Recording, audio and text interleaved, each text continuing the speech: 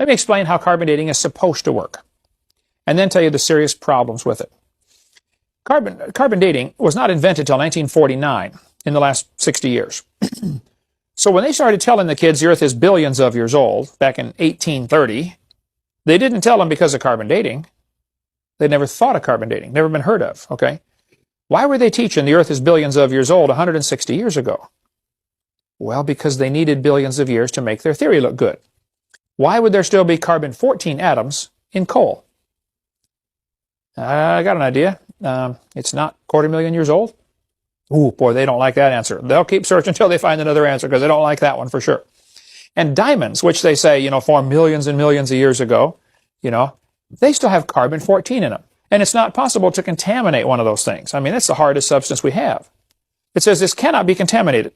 Those constitute very strong evidence the Earth is only thousands, not billions of years old. They said, if a carbon date supports our theories, we put it in the main text. If it does not entirely contradict them, we put it in a footnote. If it's completely out of date, we just drop it. You mean they can pick and choose any numbers they want?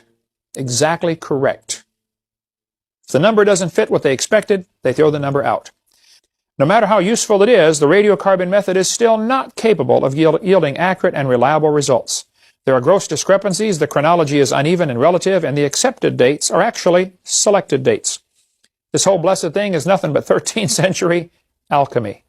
So when they publish an article in the paper and say, we found a dinosaur bone or a mammoth bone, and it was, 17,221 years old in 6 months and 3 days. Right, come on. You don't know that. They're making up this stuff. Just absolutely making it up.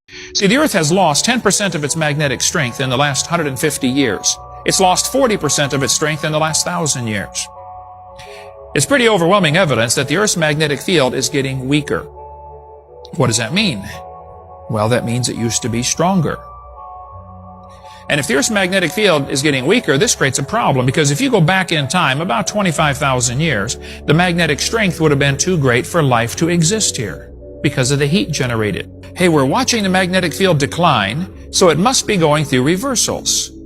It has never been observed to reverse, it's only been observed to decline.